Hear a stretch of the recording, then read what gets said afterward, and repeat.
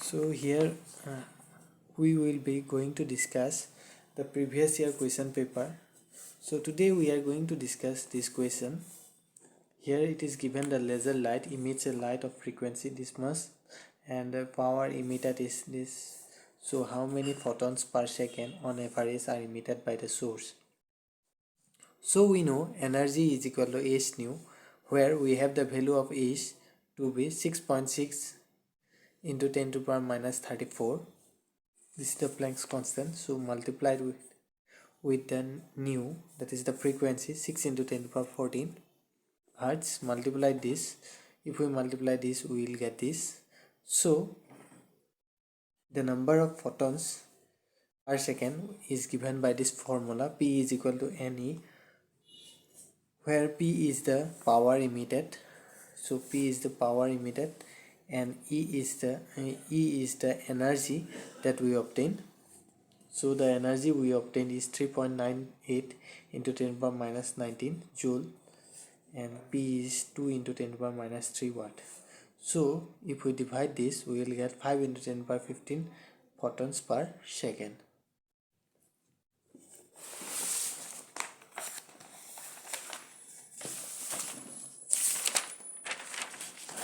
Next, we are also going to discuss some other questions.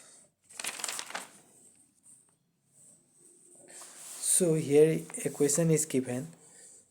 Here R1 and R2 are two resistor and R equivalent, that is in series, and R equivalent in parallel are their equivalent resistance.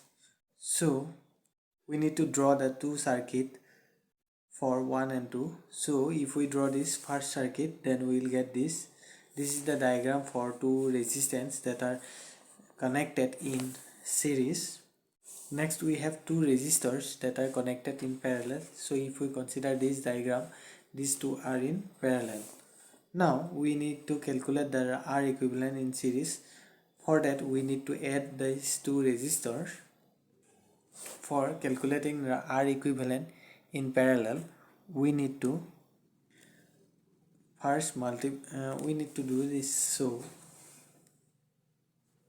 if we multiply this, because we need to show this, R equivalent in series multiplied with R equivalent in parallel is equal to R1 cross R2. So we are going to write this one multiplied with this one. So if we multiply this, we get these two terms to be cancelled and we will finally get R1 multiplied with R2.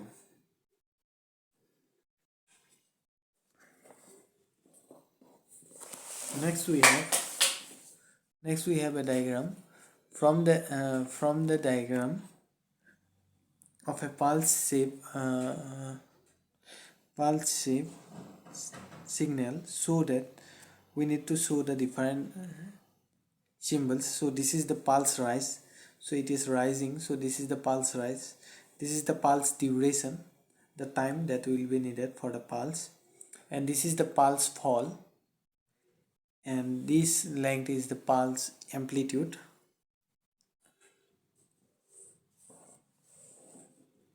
So we have another question. So in this question it is given video signal for transmission of pictures require 4.2 megahertz of bandwidth. A TV signal requires 6 megahertz of bandwidth for transmission. Explain in brief and mention the bandwidth for speech signal.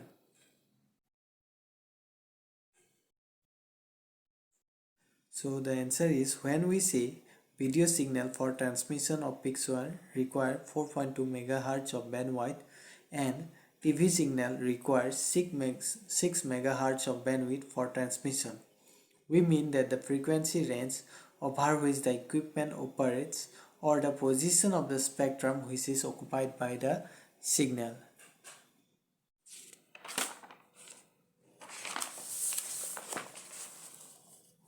Next we have a question. You want to run the electric motor using a self-made full wave rectifier. So draw a neatly labeled diagram to serve your purpose. So it is also given to use this symbol for the symbol. So here we are trying to draw a full wave rectifier. So this is a full wave rectifier. You can check out this diagram. So in case of full wave rectifier, we use two diodes, and this is the electric motor that is connected.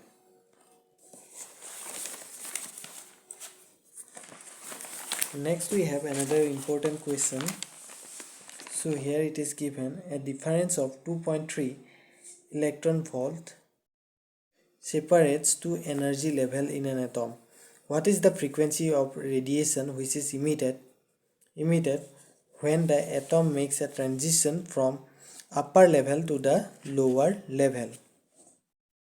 So we know energy is given, that is 2.3 electron volt. We need to convert this into joule, so we are multiplying it with the charge of the electron, that is 1.6 into 10 power minus 19. If we multiply this, we get the energy, and so energy is equal to h nu, and we have already calculated the energy. We also know the value of the Planck's constant, that is 6.6 into 10 power minus 34. So using this, we can easily obtain the value of the frequency. E is equal to h nu, so we have E to be this, and is equal to h, that is Planck's constant, multiplied with nu. So we can obtain this value by dividing this one by 6.6 into 10 power minus 34. The result that we will obtain is 5.5 into 10 power 14 Hertz. Next we have this question. In a combination of lens in contact, the power of the first lens is plus 2.5 diopter and the focal length of the second lens is minus 25 centimeter. So we need to calculate the power or the focal length of the lens combination. So for finding the lens combination, the power of the first lens is given to be plus 2.5 diopter. The focal length of the second lens is given to be minus 25 centimeter. So f2 is equal to minus 25. So we know P is equal to 1 by f, or we have 1 divided by, we have the value of f to be minus 25 divided by 100. We need to convert this into meter. So we get this to be minus 4 diopter. Now the power combination of both these lens will be plus 2.5, that is the first lens we are given. So the power that we have found out in this is minus 4 diopter. So adding this, we will get minus 1.5 diopter. So we have already found out the power of this lens combination. So we need to find the total focal length. So this is the power combination, minus 1.5 diopter is equal to 1 by f. If we try to find out the focal length, then this focal length will come out in meter. So we need to calculate this in centimeter. So the value that we have found out is minus 0.667 meter, and we are trying to convert it into centimeter. Minus 667.7 centimeter. So this is the focal length of the lens combination.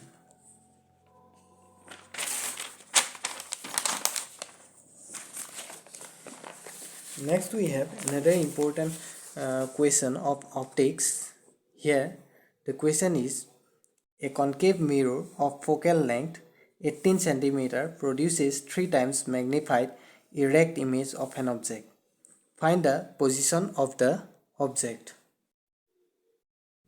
So in this video we have the question, a concave mirror of focal length 18 cm produces 3 times the magnified erect image of an object. So we need to find the position of the object. So for finding the position of the object, we have given the magnification will be 3 times. So m is equal to minus v by u. This is the formula that we need to use while we are given about questions about magnification. So it is already given magnification will be 3 times, so 3 is equal to minus v by u, or we will have v is equal to minus 3u. Now we know this formula, we know this formula. So 1 by u is 1 by u plus 1 by v is equal to 1 by f. So we have placed this value of v in this equation. So we have 1 by u minus 1 by 3u is equal to 1 by f. So by taking the LCM we get 3u and u multiplied within, so we will get 3 minus u. 3 minus 1 by 3u is equal to 1 by f, or we will get 2 by 3u is equal to 1 by f, or we will get this to be focal length is given 18 centimeter, but because we are using the Cartesian system, so this will become minus, so minus 1 by 18, and so by applying this we get u to be equal to minus 12 centimeter.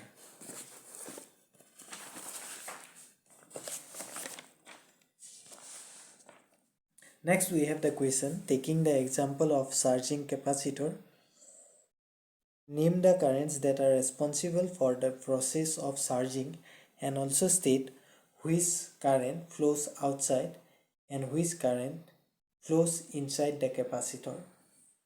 The current which is responsible for the process of charging a capacitor is the conduction current and the displacement current. The current that flows outside the conduction current and the current that flows inside the capacitor is the displacement current.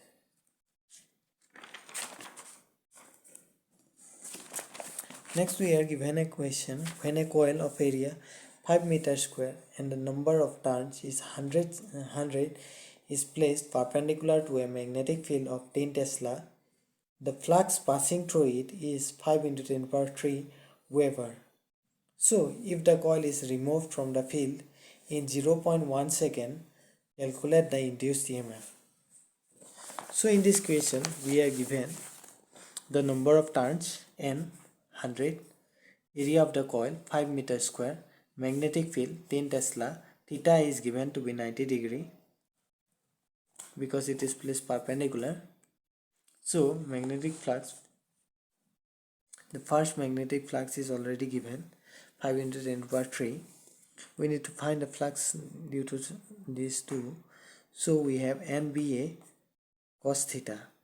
So n is 100, B is 10 Tesla, area we have 5 meters square, multiplied with cos theta, we have the value of theta to be 90 degree.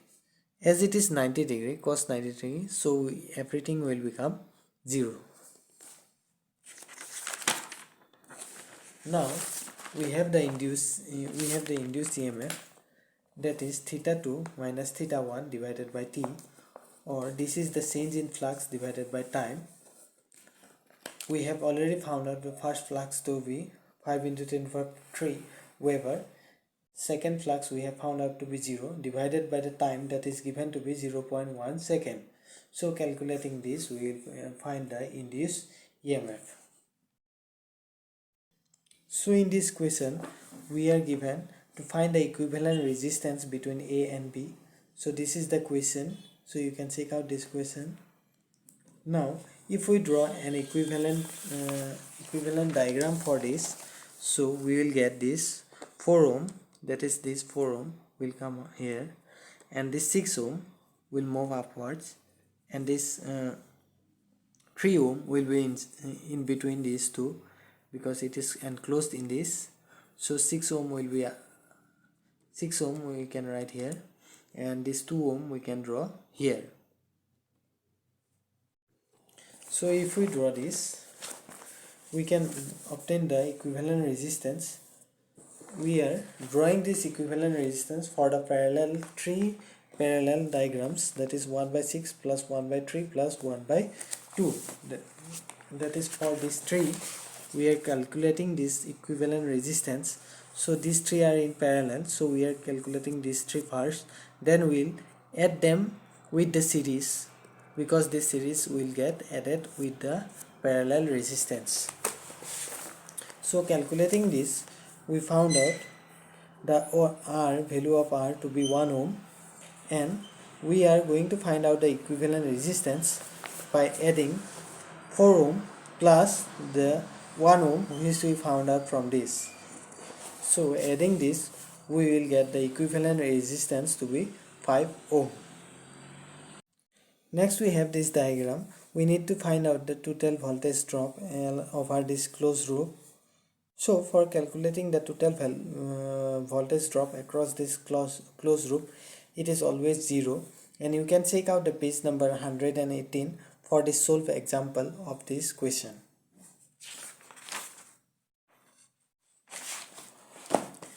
Next we have some questions that were asked in the pre-test.